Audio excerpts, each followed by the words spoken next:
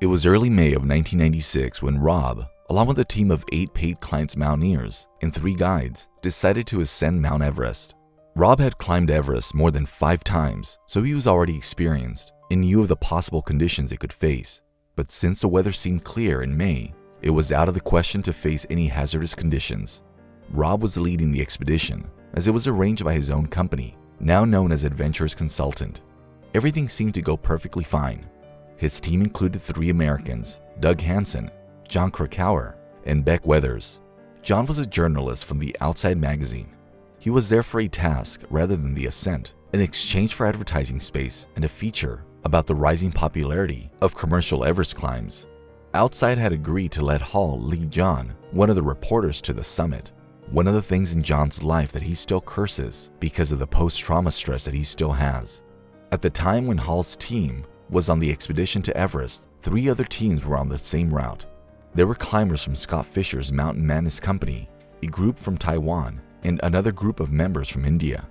On May 10th, things started getting worse as Beck, who was a team member of Hall's expedition, started losing his vision because of the UV rays. Also, he previously had a corneal surgery, which contributed to his fatal condition to abandon the expedition. The trip suddenly got postponed. The climbers were forced to wait an hour while the guide set up the ropes at the Hillary Step because there was no fixed queue there when they arrived. Being the team leader, Rob fixed the ropes. This also took a long time for them to reach the summit of Everest in the expected time. As there were 3 expedition teams, including 33 members, who were summiting Mount Everest at the same time, so Rob and Fisher asked the Mountaineers to stay close by 150 meters to each other, as this will help them to be on track and reach the summit successfully. But this created bottlenecks along the way of Hillary Step. The tight deadline for the climb began to slacken due to the large number of climbers moving at once and the time required to place additional ropes. With everyone running an hour behind schedule, reaching the top by the targeted time of 2 p.m. was suddenly impossible. It was possible to return to the camp before it got dark, as they were reaching the summit after 2 p.m. Hall was worried for the safety of team members, but it seemed as if luck was not on their side. As the group was approaching the peak of Mount Everest, Hansen started feeling nauseated, and his disposition was getting bad minute by minute. There remains an unanswered question in the aftermath of the disaster. Why did Hall not cancel the expedition when they missed the tight deadline of 2 p.m. to ascend Mount Everest? Why did he continue to the summit? There is a 2 o'clock rule for all mountaineers. The 2 o'clock rule said the climbers should abandon their summit attempt and head back to the safety of the camp if they were unable to reach the summit by 2 o'clock in the afternoon. The leaders and/or guides should tell the climbers to turn around if he doesn't comply. But unfortunately, many of the climbers decided to go against it and ascend Mount Everest anyway. This was a mistake. Hall reached Mount Everest peak at around 2:10 p.m., and there he waited for his team member, Hansen, to join him. The weather was showing the bad side, and it started turning gray everywhere as if a storm was on its way. Hall's Sardar, Dorje Sherpa, and other climbing Sherpas who had already conquered Mount Everest awaited the clients at the peak. They began their descent shortly before 3:30 p.m. On the way down from the Hillary Step, Dorje came across customer Doug Hansen and instructed him to go down, but Hansen refused. The reason he didn't want to abandon the ascent when he was this close was that, exactly 1 year back, he was climbing the south summit with Hall, but Hall turned Hansen down to descend because of the bad weather, and so this time, Hansen was adamant not to leave this goal in between. Now it was only Rob Hall on the peak of Mount Everest, waiting for his friend and team member, Hansen, to join him so they could descend together. It was now around 4 p.m. By the time Hansen arrived, his extra oxygen had run out, and they had stayed on the summit for an hour longer than planned. Hall made the brave choice to stay with Hansen, even though he knew it would be fatal. He gave the other climbers instructions to help the other Sherpas get back to camp as he continued their descent. Hansen had no energy left in him to descend back to the base camp, as all his strength and supplemental oxygen were used on his way to ascend the mountain. Hall didn't leave Hansen's side and tried hard to keep him going. When they both reached the top of the Hillary top, things got worse as Hall was not able to get Hansen down the 40 vertical drop. Around 5 p.m., a blizzard slammed the southwest face of Everest, reducing visibility and destroying the way back to Camp 4. Soon after, Hall radioed for help, saying Hansen had lost consciousness but was still alive. They were high above the ridge and instantly needed oxygen. Andy Harris, Adventure Consultants leader, began his journey to the Hillary Step at 5:30 p.m., carrying water and supplementary oxygen to both of them. At around 2:53 p.m., Cotter, who was a climbing partner of Hall and Harris, was guiding another team on Mount Pumori near Mount Everest. He was tracking the radio transmission of Rob all day.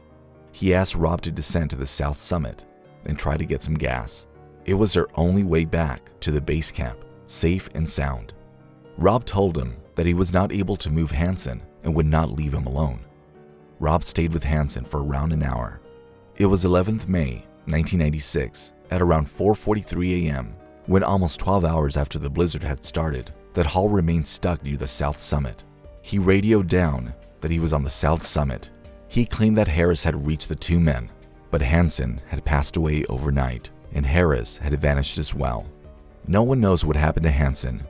After research, his ice axe was found in a jammed ridge above the sheer face of the trench where he might have fallen.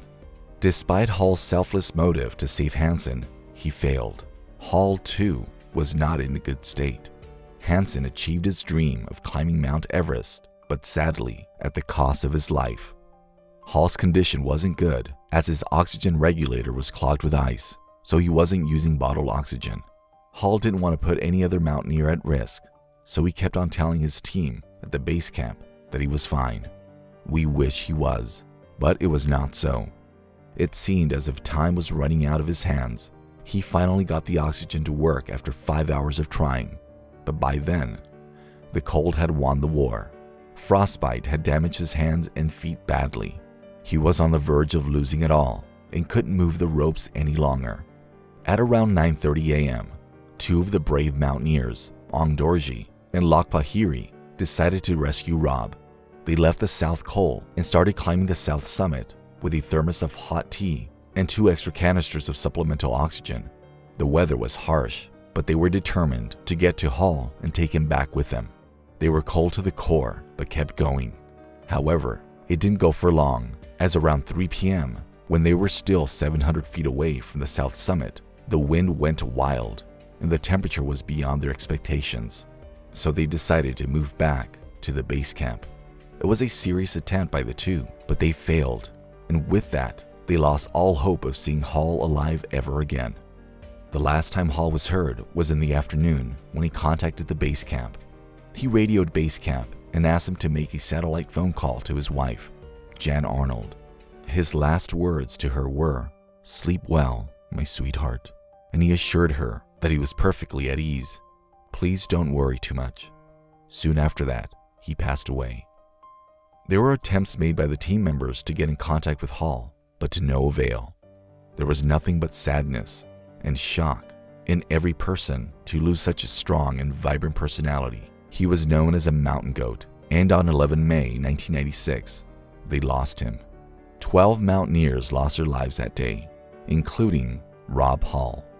On 23 May 1996, almost 12 years later, Rob's body was found. 2 mountaineers from the IMX expedition, David Brashears and Ed Vistures, were on their way to climb the south summit of Mount Everest, where they found a dead body lying on the right side of a shallow ice hollow. It was Rob Hall's body. His upper body was buried beneath a drift of the snow. Rob Hall's widow, Jane Arnold, requested the mountaineers to let his body remain on the mountains, as that is where he always belonged to. After 27 years, Rob's body remains buried in the south summit to this day, reminding us of that tragic day. The pain of losing Rob Hall has been the worst for his wife and his newborn, Sarah Arnold. Jane was almost a mountaineer and climbed a lot of mountains with Rob. She was also supposed to climb Mount Everest for the second time with Rob, but since she was pregnant with Sarah, she had to abandon this expedition, only if she knew that this expedition would cost her husband's life. The tragic last ascent of Rob Edwin Hall serves as a reminder of the unforgiving nature of Mount Everest and the sacrifices made by those who pursue their dreams in extreme environments. Rob's selflessness and dedication to his team will forever be remembered, inspiring future generations of mountaineers.